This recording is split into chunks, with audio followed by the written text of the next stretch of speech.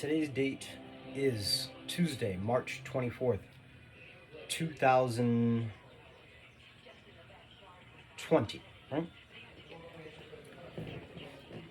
I'm in Johnston, Rhode Island. This is Ultra Heavenly Paradise, my house. I'm going to begin a series of vlogs. My name is Omni, and all of this is created to, everything I'm doing, all these videos, are according to a belief system that I have, which I'll probably keep secret until I decide to disclose the secret um, behind what it is that I believe. But essentially, I am a film media student who, because classes at the Community College of Rhode Island in Rhode Island where I live have been, classes have been suspended in terms of being able to go to the campuses. So we are now doing online studying, and with that in mind, I have the technology at home, and I still go out. I drive for Lyft part time, and what's the scenario? I think everybody knows, and if you don't know, somewhere in the world, there's a global pandemic, COVID-19, and everybody has their different beliefs about it.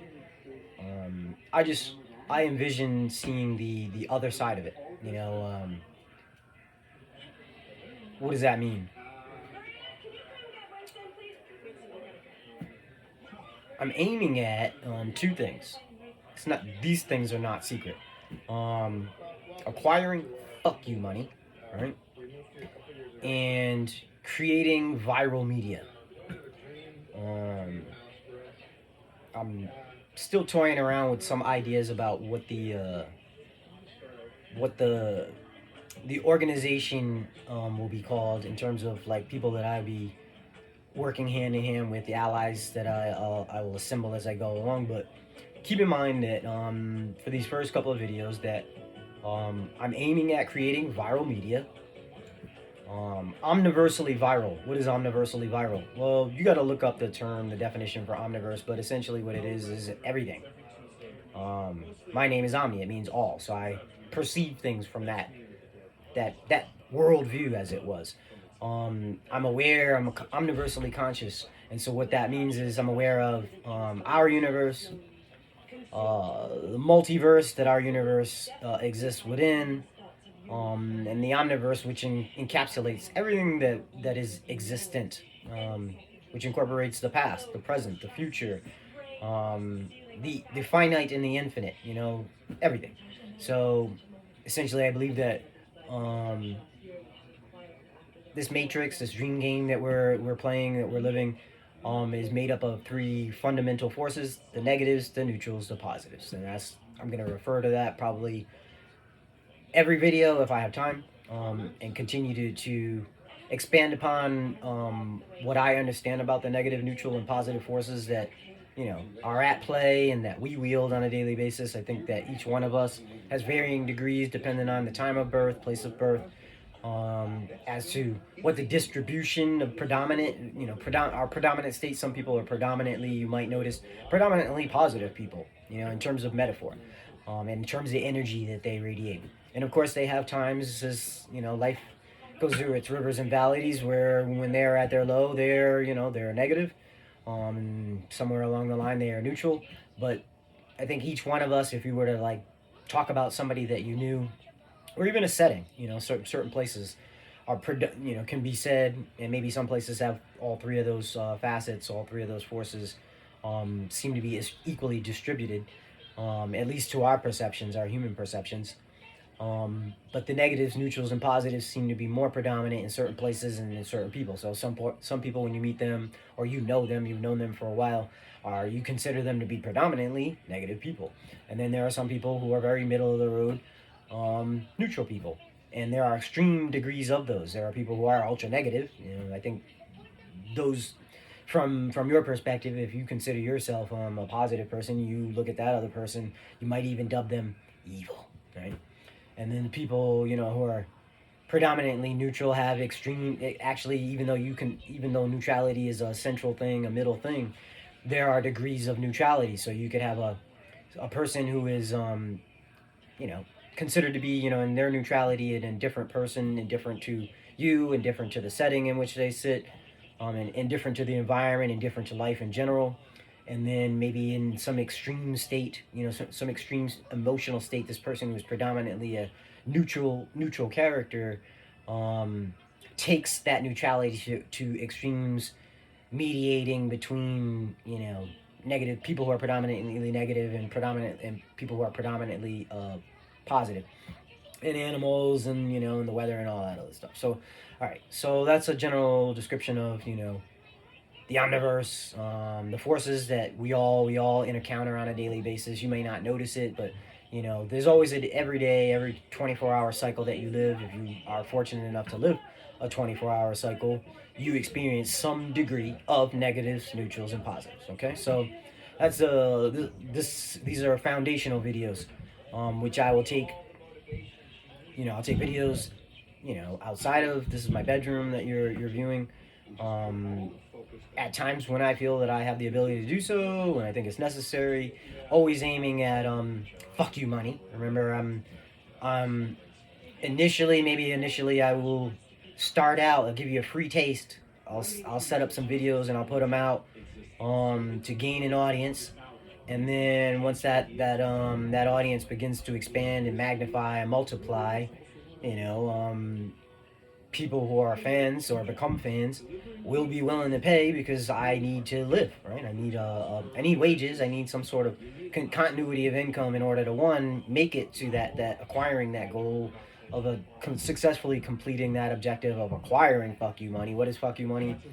Um, just consider it unlimited wealth, and I'm not talking about just money or credit cards. I'm talking about every type of resource. Um, Whatever you consider to be something that you value can be considered a rich or riches.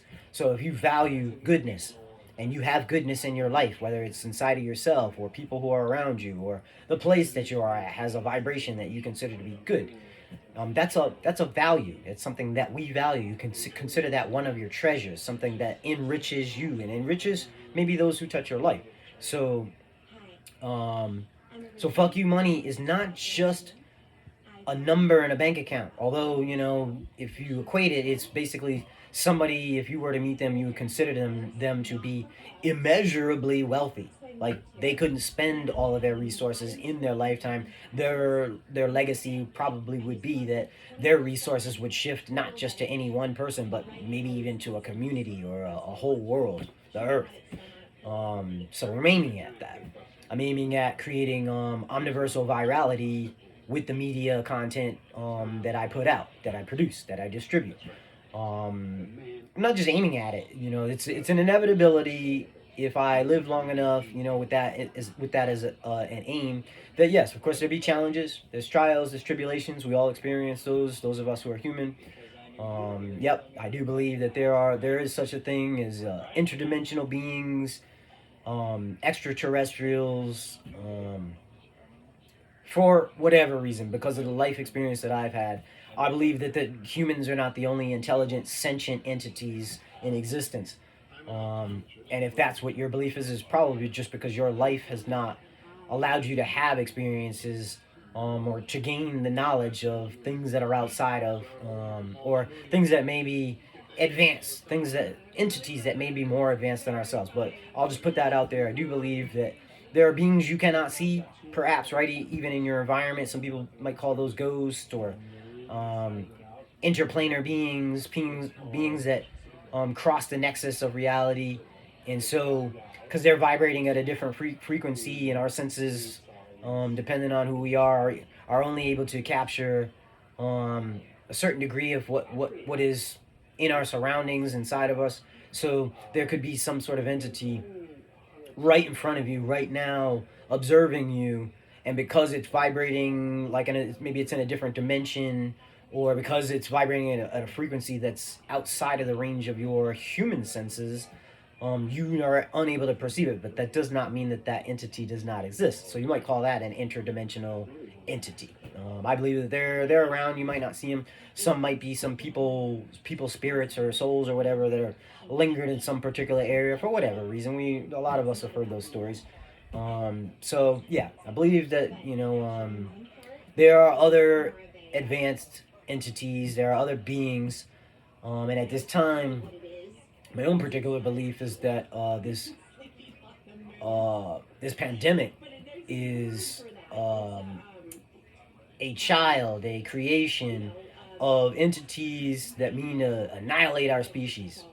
Why? Because of a number of different reasons, but primarily we own a resource rich world, right? It's just an abundance of elements that are useful not just to people of Earth, but to anybody who utilizes the resources that you find throughout this particular universe, this galaxy, the cosmos, etc. If an advanced race, they for whatever reason had to leave their planet because they are experiencing some of the things that we're experiencing. Maybe their sun was about to explode. Maybe they consumed all the resources on their planet, like so many movies about alien beings, extraterrestrials, etc. That they had to leave their planet, and since they found our planet by whatever means, because we send out signals, why wouldn't somebody eventually answer those signals? Um, what's my point? That now that we've become a spacefaring species, right, and left the environs of our biosphere, we are then beginning to encroach upon the spaces, maybe spaces that have been pre-established by other entities, and so like as that maybe they consider that a threat. You can look at personal situations as very easily as threats and opportunities.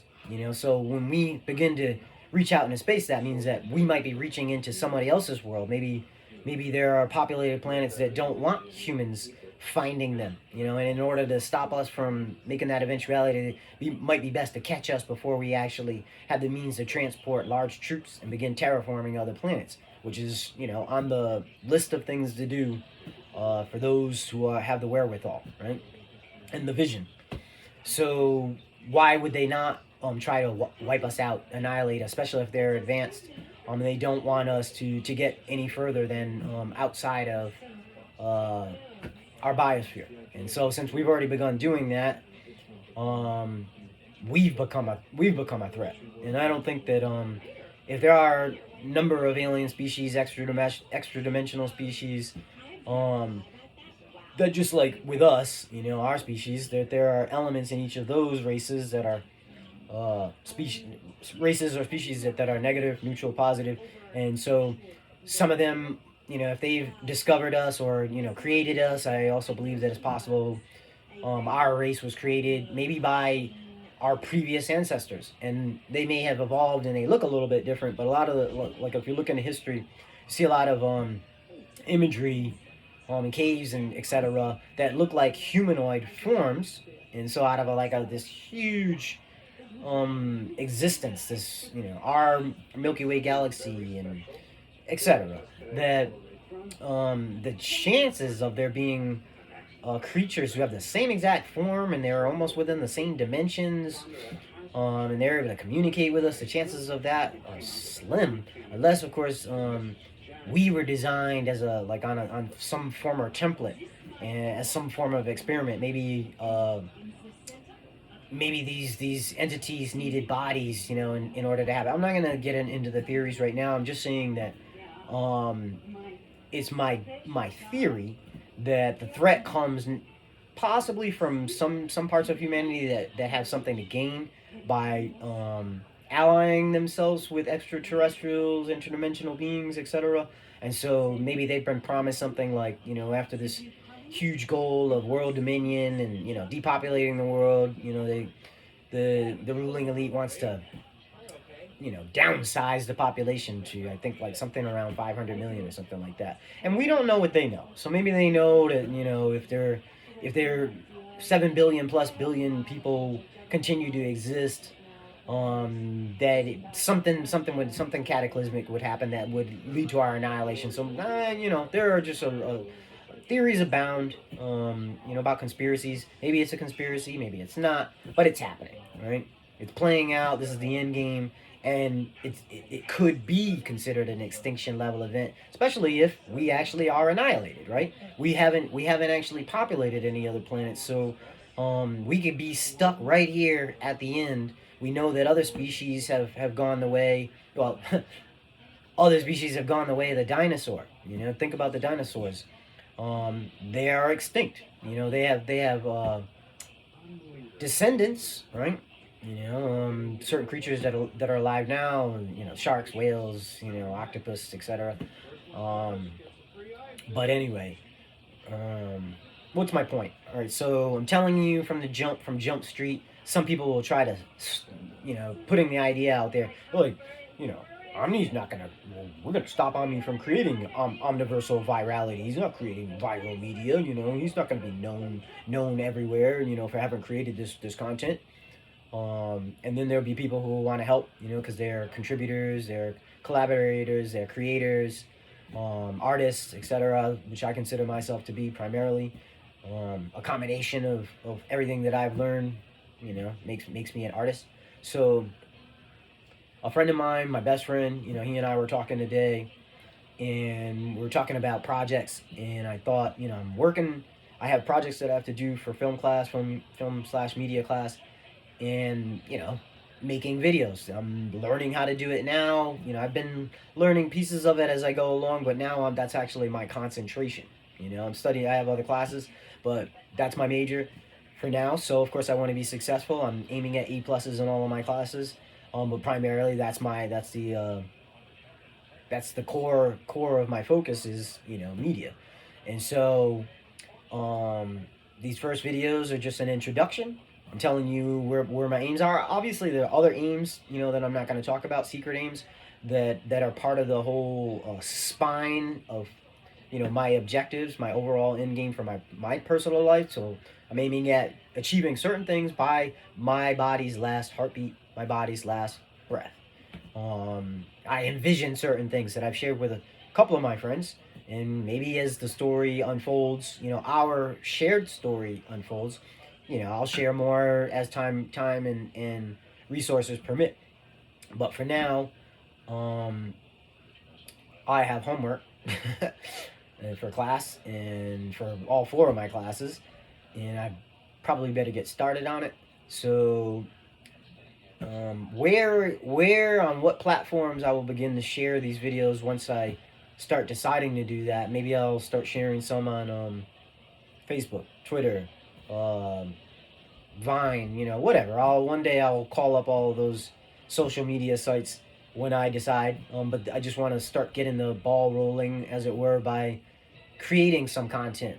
And since we're all, like a lot of us in America, are currently sequestered, I'm not fully sequestered because I have to go out in order to earn money, but still have to earn. I'm at that level. You might say in the fuck you money game, there are levels. There's fuck me money. That's when your monetary, your financial situation is such that you're working day to day, check to check or whatever, and any financial calamities or whatever could just completely discombobulate you and destroy you. Could be catastrophic. That's like the fuck me money level. And then there's fuck you money, which is what I was talking about. And then there's also another level which most people don't know about, which is fuck you money. So it's like you get to a point where you have so much money, you don't even really need to consider money anymore. Now you're considering all resources, as they contribute to your life and the lives of those around you, in the whole game, the whole dream game that we're all in. We're in a dream. We're sharing a dream. A lot of people call it reality, but if you really think about it, and you're aware of it, if you dream, some people remember their dreams, some don't. But for those of us who do remember a lot of our dreams, I'm not saying that I remember every dream. I don't. Some of them some are more important and some are not, and everything is in degrees. But what I do believe is that you and I right now are sharing a dream, right? It's a dream that has an internal aspect, an external aspect, and then an aspect that's in between. The aspect in between you might think of as, for when you, like, if you're one of those people fortunate enough to be able to lay down and rest in a bed. A lot of people are not.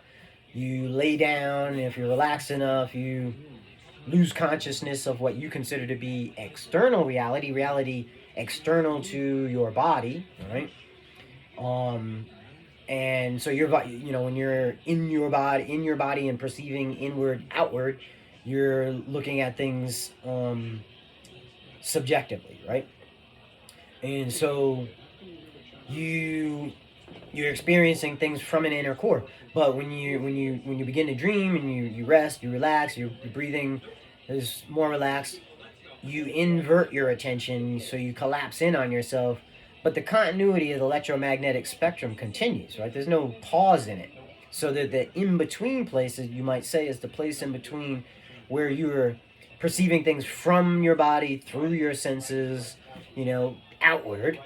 And then there's the bridge, which is that space in between your internal and your external, which most of us don't remember. But I've had experiences where, prior to diving into the dream state, it's like some people understand what lucid dreaming is and some people don't. But you might think of it as coming from this reality, and then going to sleep, letting your body rest and relax, and some people call that sleep. And then, but your consciousness is still alive. Your consciousness never really loses life, right? So that space in between is like, there's what I saw the first time I had a lucid dream was there's a space in between the internal and the external. I don't know whether you would call it a void, but maybe that's what we could call it. The void, the place of clarity in between the internal and external, is like almost like it's not a tunnel really, because you can't really see the edges. But I definitely saw, like the first time I had a lucid dream that I remembered, that the internal world looked like a circular tunnel that I was aiming at, and my consciousness dove into this circular image. And when my consciousness arrived there, I was in a scene that was already going on. So I couldn't really tell. The beginning for me was the entrance into that portal that I could see, and the surrounding element was the void, the place that's in between things.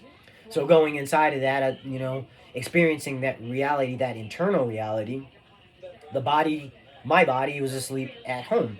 But I was experiencing a whole nother dimension of reality, another plane of existence, as you do, right? You might not remember those things. But so we have immortality, our immortality, our divine soul, the soul that we have, which has that continuity of consciousness, is always really in a dream. It's just states of dreams, or you might call them brainwaves.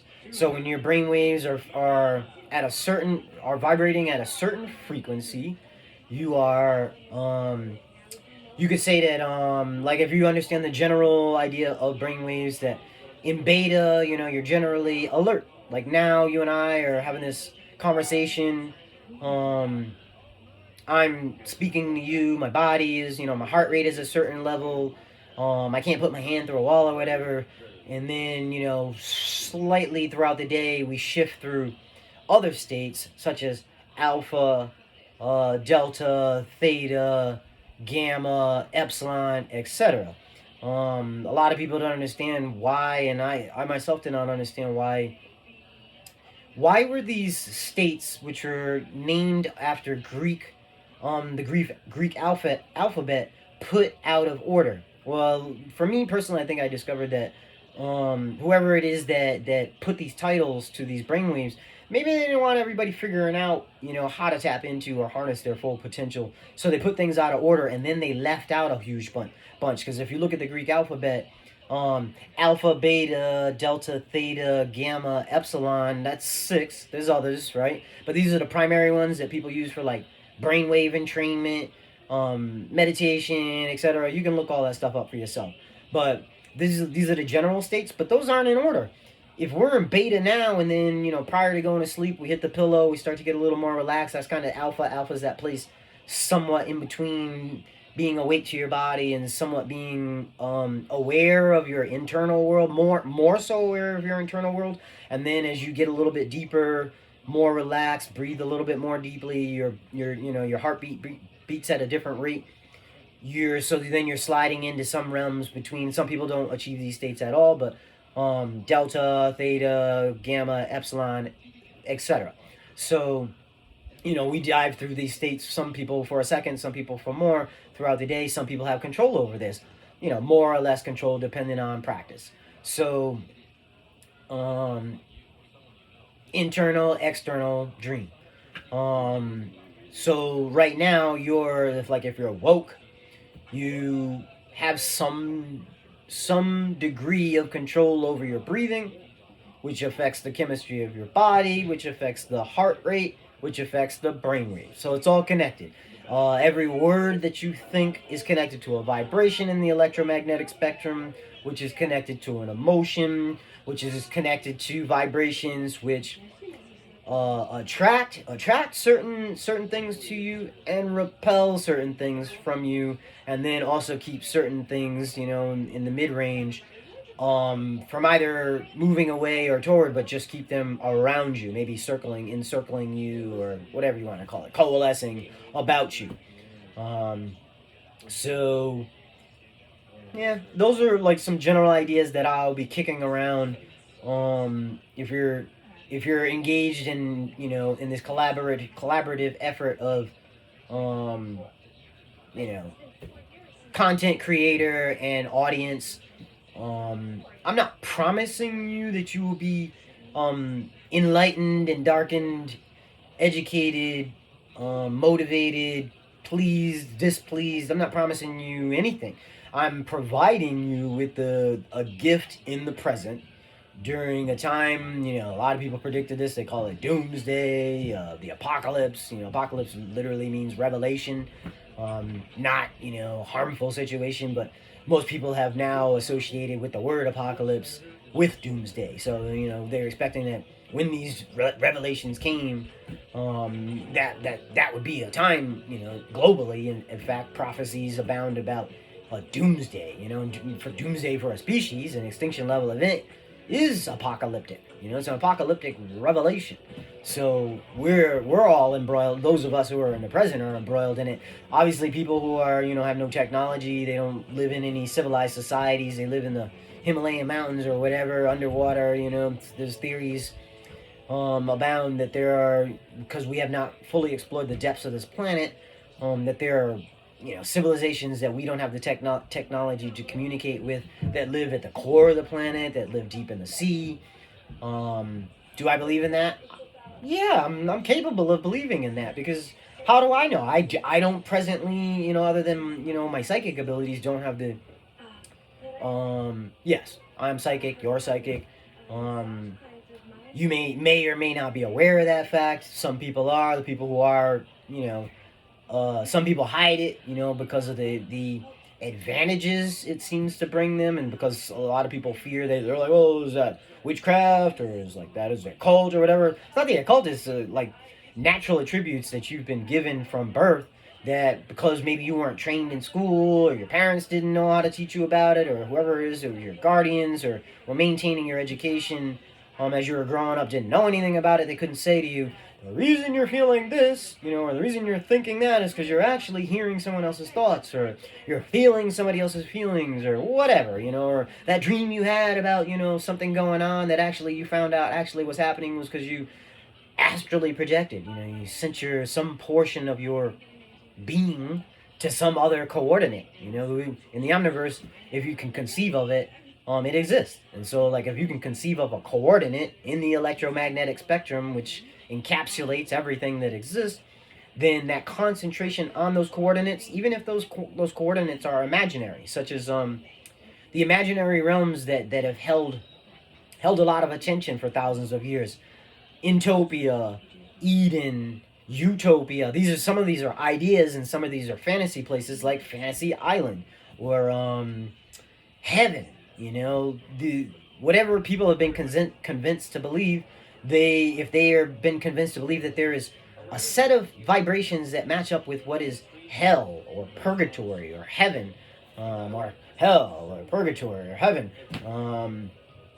and the vibrations that are associated with, they can concentrate on that idea, their self, focuses on that, um, and then they take their focus, their consciousness, if that those coordinates are not like right where they're at, and they are actual places or places that exist in imagination. So maybe if it's in your imagination, you turn inward and you experience it yourself, create some sort of fantasy place that matches up with your belief about what does exist. And then if the place actually exists, then if you believe in the principles of the electromagnetic spectrum, then by focusing your consciousness and putting yourself in a brainwave state, which puts your body in a state that allows you to vibrate in concert with whatever it is that you're imagining, then you're able to transport your consciousness to those coordinates. So if you conceive of some person, and you go into your meditation, some people are able to do like waking meditation where even driving, they can think of someone and they can, remotely view what's going on in that person or person's existence, or a pet or a tree somewhere,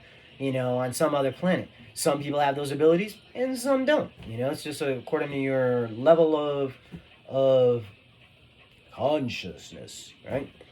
So I'm omniversally conscious, which means that I'm fully aware that there's a coordinate associated. You might say some people could put a number to it or a frequency to it. It's the same exact thing. Each frequency could be numbered, right? Even the numberless. You might say that the numberless frequency, the void, as it were, the vibrationless place or vibrationless state, is zero. So even though it's nothing, and it's the absence of everything, it's still something that we associate somethingness with. I'm not gonna get into the whole paradoxes or whatever, but at least not now, because I still, like I said, I have homework I have to do. But I don't know. I think I've made my point. We know where we're aiming, so if you're cluing yourself in and you've decided, you catch a taste of this, you catch maybe you hear something, somebody tells you about it, and you're interested, and you get hooked, then that at least that the mediator, which is me, has already told you, from what he's doing, whatever media he's putting out, he, that is I, is aiming at acquiring fuck you money, so sliding out of fuck me money to fuck you money to fuck you money, right? So those are three levels. Call it a 3-act story, which begins now. We're actually counting down to an annihilation event. So whether our species continues to exist beyond it is in question. It's a mystery that you and I don't know, but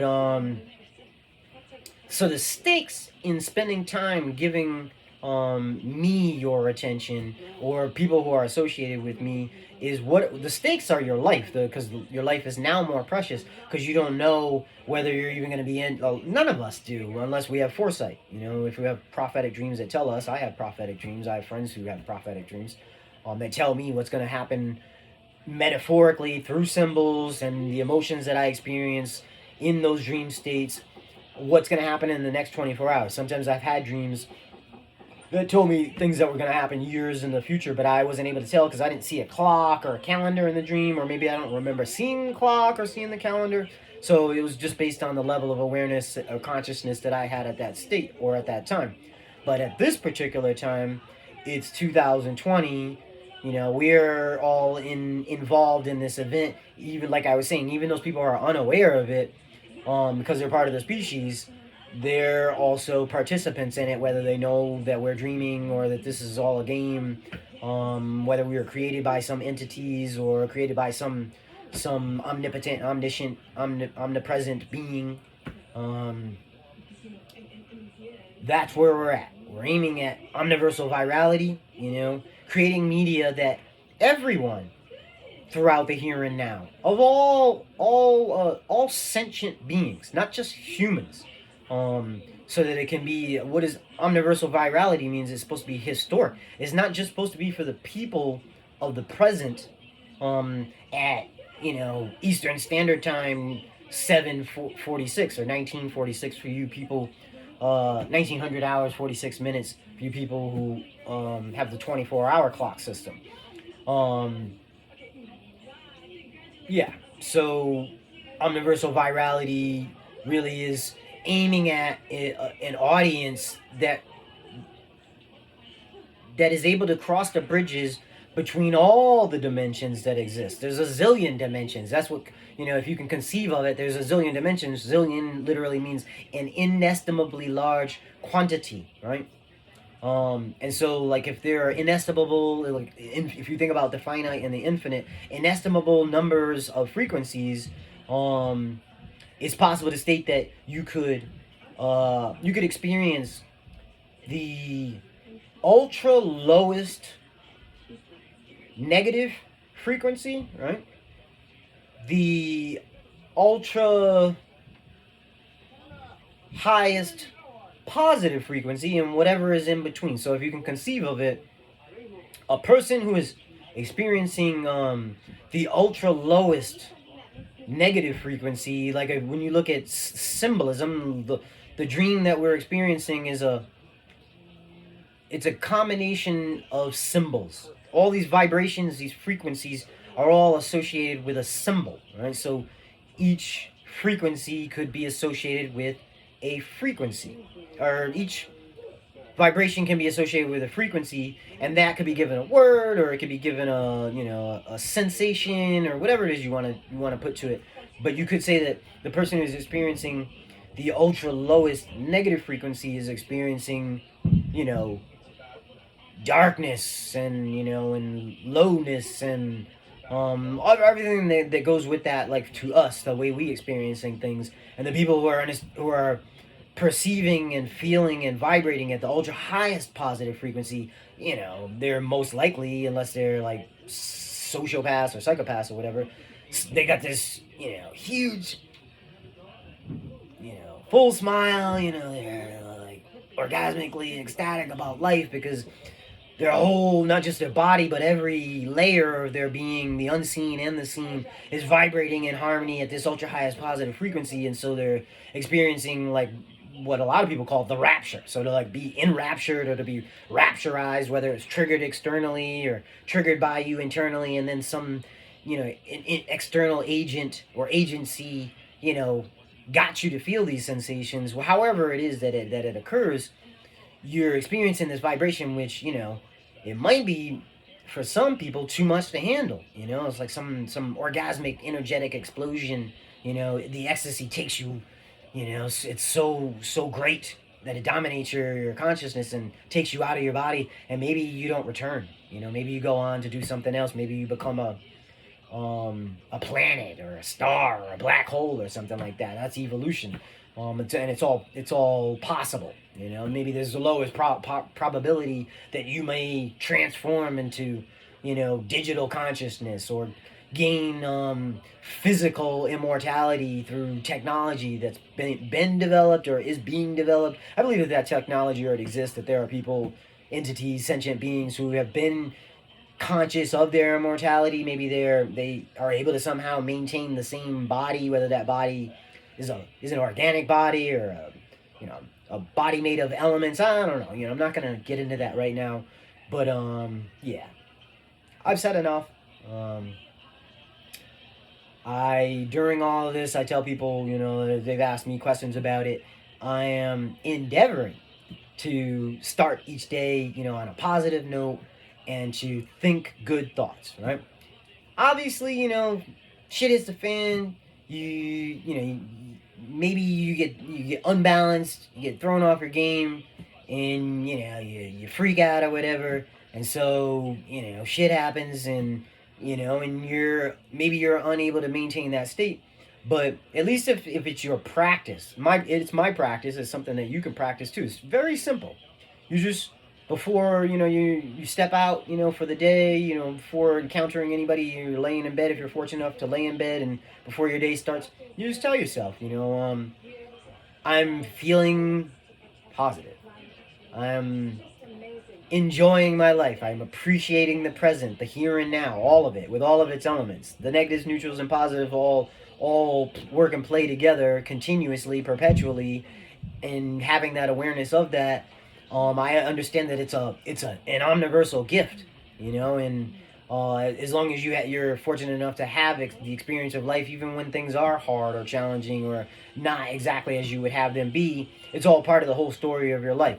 So if this is a 3 act story between now me beginning to tell you the story, where I'm still at the I have no problem admitting it. If I'm still at the fuck me money stage, where I still have to work for a living, right? Literally have to go out, risk my life on a daily basis to acquire the money I need in order to the capital I need in order to achieve my objectives. And so this is the first act of my messages to you, the story that I'm telling.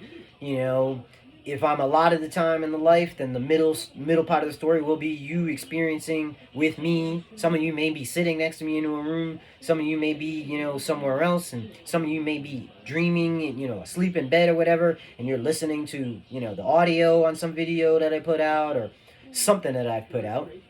And so you're experiencing it at various times throughout the day, tuning in, tuning out. So the middle part of the story, if you're following it, you're like, I remember when Ami was in the fuck me money stage. I can relate because I'm in the fuck me stage. And then there are people who might catch on, and tune in, and they're looking from their perspective of, I have.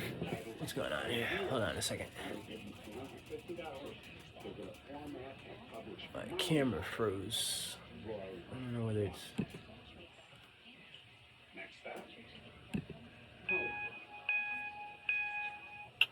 Okay, so I'm getting ready to actually have to tune you out in order to get back to my homework. But I was trying to finish what I was saying in terms of 3 act story structure, classic structure that we've been using here in America for quite some time. Obviously, some of the people that I admire, one of my favorite teachers, Adam Skelter, check him out on YouTube. Anatomy of Chaos, right? He's got a book that's a transcription of it. It's fantastic. For me personally, I think he's one of the greatest mentors. He uses the 4 act story structure, but for my class, I'm limited to the 3 act story structure in terms of like grading purposes. But so that's what I'm using for this story. So it's the 3 act story structure is. I have no problem telling you. If you tune in, you'll be able to tell. This is the phase where Omni moved out of the fuck me money stage into the fuck you money stage into the fuck you money stage, right? And you want to learn a little bit more about that, you can Google it, do a little research for yourself. But we're looking at 3 tiers, a hierarchy of 3 tiers for the story. And if I'm successful, when I'm successful, in my end game, some parts of it I can share with you. I projected myself in the future when I had fuck you money, right? I was smiling and reveling in life. I was feeling orgasmically ecstatic, I was vibrating at the ultra highest positive frequency. I was thinking these thoughts. I wasn't alone, I was with some people who had helped me along the way. And we were thinking, because, the war had ended. It was World War III, and, this is World War III, whether you know it or not. That's what the end game is. If your species is about to be annihilated, that's a world war, especially if it's planetary, and it is. And so that's going on, and we come out the other side, and our species hasn't been wiped out. Everybody who hasn't been wiped out, obviously if they stop the annihilation, then they are probably part of the solution. Even if they seem like they were negative or neutral, like they weren't doing anything, if they're alive then, and they came out on the other side of it, they were chosen by destiny. And so like they come out on the other side, some of them will be thinking, they will know that they had been embroiled in a war, and they will be looking at it from the other side of it and saying, if you were able to smile on the other side of a world war, you're a pretty victorious, triumphant, successful person, entity, etc. And if you were part of the like people who consciously said, we decided to ally with each other because what was in it for us when the leader came, he, she, it presented to us this deal, right? And they're like, if you are willing to join us, join our team, we've already envisioned victory. We've already envisioned being triumphant. We've already thought the thought. The affirmation, the placebo that we've seeded inside of ourselves as a group is, we did it. We've won, right? So we were in the war. We knew that there was a war going on, and we chose to survive it, even though it was going to be horrible. All hell was going to break loose. we were like, yep, we know what's going to happen. We were prepared. We were ready for it. We all knew what our overall purpose was in life. We knew what we were designed to do, what we were created for. We played our role, and we came out on the other side of it able to tell, our legacy was that we could share with our descendants, from the present, what happened when the World War erupted, all the way through it to the other side of it. And so, what's on the other side of it if we've won? Well, this other species, call it extraterrestrials or interdimensional beings or whatever you want to call them, forces that we're like probably more powerful than us at present. Somehow we gain the means by working together and uniting. The stakes were our lives. We decided to assemble together because a leader came and they said, I already envisioned being alive at the end of the war. And if you join me, what's in it for you? If you happen to survive with me on my team, you will also have the sensations of victory, of triumph, of still being alive, being able to look back and say, this was all meant to be, be able to have that perspective, to still be able to conceive of life, the present, the here and now, as a gift, right? And it requires like a worldview that incorporates the acceptance, the continuous acceptance that every day is going to have some negatives, neutrals, and positives, and you're playing amongst those forces and wielding those forces because you have them within you. You're a being that is made up of these three forces, right? And in varying degrees. Each one of us has a varying degrees of these forces, which allows us to exist in the same shared dream, right? That's how I conceive of it, theoretically. I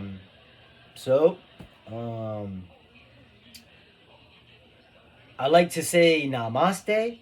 It's both a greeting and a farewell, which means that the divine spark within me salutes, says hello to, and also says goodbye to the divine spark within you. Each one of you shares a divine spark with our species. I don't know about the other species. I can't really speak for them. I don't know whether they have divine sparks or not. I'm not one of them, so I don't know. But my education, my education, which has both endarkened me, clarified me, and enlightened me, negatives, neutrals, positives, remember, has allowed me to be aware of the fact that life, the present, is a gift. It's kind of funny because some people think of the present as a coordinate in time, right? Which is only time is just a conception of things. And then some people think of a present as a gift. So all of the here and now that you're existing in is a gift to you, the dreamer playing the game, right? So that's that whole idea of the Matrix summed up for you from my present perspective. Obviously, when I require you money, I will have probably an evolved worldview. No, definitely an evolved worldview. And then when I have you money, I will have another vibrational state, which you will share as the audience, share in it with me, go on the adventure, the epic adventure, the Odyssey of our era. You're sharing this Odyssey, share it and play a role in the Odyssey, in an epic story. That's also what's in it for you, the gift of the story, being in the story and sharing it with people. If you're allying yourself with me, you are allying yourself with the winning team. Because if I've already envisioned being on the winning team, being on the other side of things, and looking back from the present and simultaneously from the future, and looking back and saying, we did it, we won, we somehow were able to defeat or neutralize our enemy, our collective enemy, which would be the extraterrestrials or the interdimensional beings. I'll just continue to say that until something else proves me otherwise, or something else proves me wrong. All right, that's another way to look at it. So, you're joining the team. You might have some ambivalence about it. You're like, heroes generally refuse to call it. Like, that sounds pretty risky to me. You're going to be fighting against forces, monumental forces, titanic forces. Well, yeah, that's what's been presented to us. You want to stay on the fence, or you don't want to help out. You probably, people who are not helping out probably would be considered neutral. And then those people who are opposed to us, our species, winning, continuing life, as a species, are our enemy. By definition, if they're trying to fucking annihilate us, they're our enemy. Get a clue. So you wanna of course join the winning team, which is our whole species, not just um some aspects or particular entities. But I am saying to you, as a leader, as the mediator of this particular media, this content that's being produced, distributed, put out, shared, etc., that we are the champions, right? My team are the champions. We're the winners. We're ultimately the winners. You'll be able to say, looking at that final stage, the epilogue that comes after that, after the fuck you money, and the ultra heavenly paradise, the states the ultra highest positive vibrational frequency. That's that orgasmic ultra ecstatic state. Where you're vibrating and you can only feel uh, things, the myriad frequencies that are considered to be positive, right? And the myriad pleasures that go along with that, right? So that's where I'm aiming. That's where those who ally themselves with me will also be adjoining or aligning themselves with that ideal in mind, because it is an ideal. Come on, the ultra highest positive frequency. Most people don't even use the term ultra, and because they're either like below average, above average, mega, super, ultra. That's my hierarchy. Some people like to interchange the super and the ultra, but for me, in this particular present, I'm gonna reframe the idea of the brainwaves, which is like monumental, because I'm gonna put them in order, so that like when we're doing collective meditations from wherever we happen to be in the world, or whatever dimension we happen to be in, we'll be keying in. We'll say we'll say that there's, like, if we're using the Greek alphabet for a particular set of vibration of brainwaves that we are mastering and utilizing, we're going from A to Z. So Alpha to Zulu. Look up the Greek alphabet. Become familiar with it if you want to become familiar with the language that I'm using. We're stepping outside of the pre-created out of order, which doesn't seem to make any sense to me. That there's only alpha, beta, delta, theta, gamma, epsilon, and zeta. That doesn't even make sense to put them out of order unless you're trying to dupe somebody into saying, "Oh, well, what about the other stuff? What about Charlie, Delta, Echo, Foxtrot, Kilo?" These things are also things that we can align brainwaves with and say, like, alpha, the new alpha allows us to do this. The new beta allows us to do this. The new Charlie allows us to do that. So that's what I'm gonna reframe the brainwaves as we go along. And then, we're going to share in those. We're going to do meditations together. You're going to be where you're at. Some people are going to be closer to me. Some people will be relatively farther away. But we will collectively join. We'll keep magnifying. Sometimes we will, subtract some entities. And sometimes we'll add some entities. We'll multiply. We'll divide. We'll do the whole mathematical, musical frequency thing. And there'll be some disharmony. There'll be some dissonance. There'll be some harmony. There'll be some orchestration. There'll be some things that are orchestrated for us. I'm aiming at ultra heavenly paradise, right? It's a state, but you could also create an actual place. So you could create a home, which people associate with, because they associate with you with the idea. You were the creator of it. I'm the creator of the concept of ultra heavenly paradise. To me, that is an amalgamation of all these imaginary places, as well as places that have existed throughout history. We're talking about Utopia again. We're talking about Eden. We're talking about Asgard. All the heavenly after realms. We're actually making them present realms by convincing ourselves through like this placebo effect of belief that we already have those states. That we are those states. We are, like as they said in the song, we are the world. So if we are the world, we are the vibration, ultra heavenly paradise, or the ultra highest positive frequency, is you vibrating in a certain state at a particular phase in your existence, right? And if we're all vibrating at the same time, we are a collective, a tribe, as it were.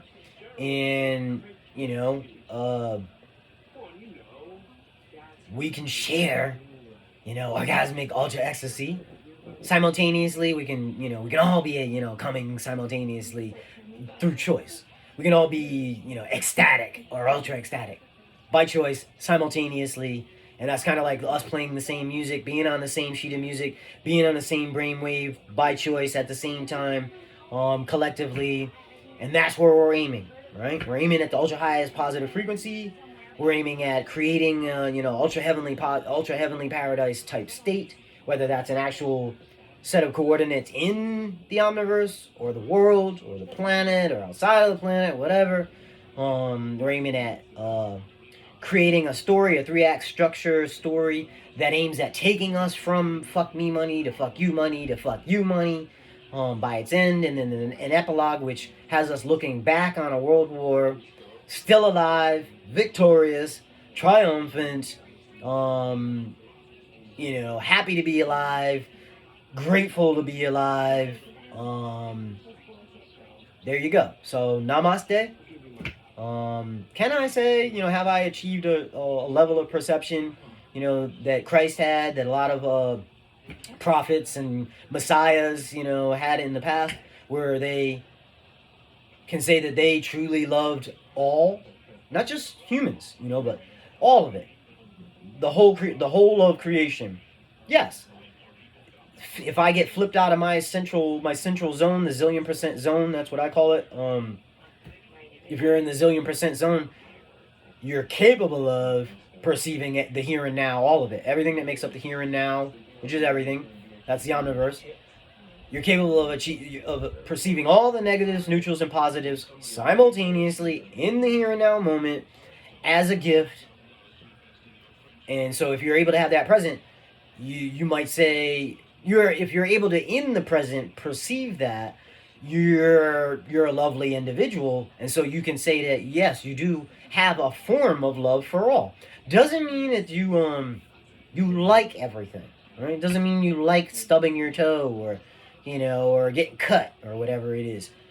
But it means you still have the ability to appreciate that thing, whatever it is, this event that took place in your life, is part of the whole story that makes up your life, which is like a whole thing which we may conceive of with our consciousness as having had a beginning, a middle, and an end, kind of like a story that began at our birth. I don't particularly think that our consciousness started at the moment we were sperm or whatever like that. I think the consciousness was an energy being that existed before the sperm was created, and then the consciousness entered the sperm, and then the sperm itself grew and evolved, and it was a vessel. The consciousness took its place up into the vessel. It grew if it was allowed to grow. And so in the present, if you're able to have that perception where you perceive all the negatives, neutrals, and positives as something that you can appreciate, then you have achieved a form of love for all. Doesn't mean you like everything. Doesn't mean you dislike everything. Just means you're like in this central zillion percent zone where you're damn grateful to be alive, right? I am, and maybe I'm not going to be at some point. Or maybe I'm gonna have tons of more dark nights of the soul. Life goes like that. It's a river of emotional charges where you have an emotional charge in the present that seems to you to be negative or degrees of negative, and then an emotional charge which seems somewhere in the middle, which is neutral. You consider that emotional state to be a neutral state, and then there's another emotional charge in your life, your continuity of life or existence, that has a positive emotional charge. So you're throughout the day, if you're alive, you're going through a river of the electromagnetic spectrum, which is negatives, neutral, positive emotional states, which can be associated with the symbols that make up your environment. So we're aiming at decisive,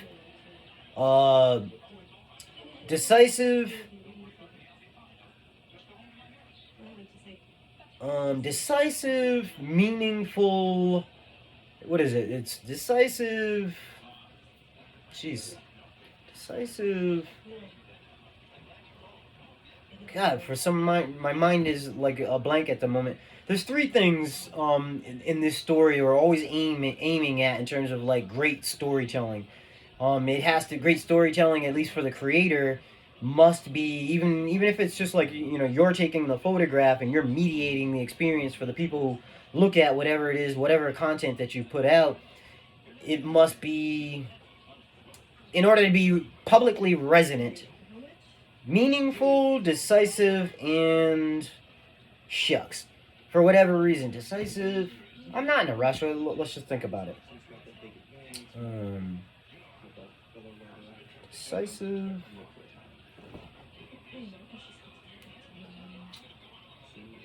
Definitive. All right. Those are the elements we'll be playing with and mastering together. Decisive, definitive, meaningful moments. That's what the media as a whole, in order to be omniversally viral, like if you're presented with it, you should be able to say, yes, here like at this particular juncture, oh, that's decisive, right? Or that's meaningful, or that's definitive, And so if it has all those elements, you're plugged in, and you're like, you want more, you're always wanting more, right? And if it doesn't have those elements, if it's lacking in the three principles, the three principal forces, if each part of the content doesn't have what you perceive to be some negative, neutral, positive element, or some decisive, definitive, meaningful moment quality to it, then it probably falls flat, and it lacks some element that's crucial in order to keeping you hooked into wanting to continue on the ride that the story takes you on. It's meant to be an epic, right? It's meant to be an odyssey that we share. It's not my odyssey, who am I if I don't have somebody to tell the story to? And who are you if you are in desiring for a story, to be a part of, as well as to experience, or just to, be taken on a journey? We work together. We work and play together. It's us. It's we. It's not me. It's not I. It's not me, myself, and I. It's we, us, together. All right? It's we and us together. It's you and me together. All right? Namaste. A zillion %. I'll check in with you another time.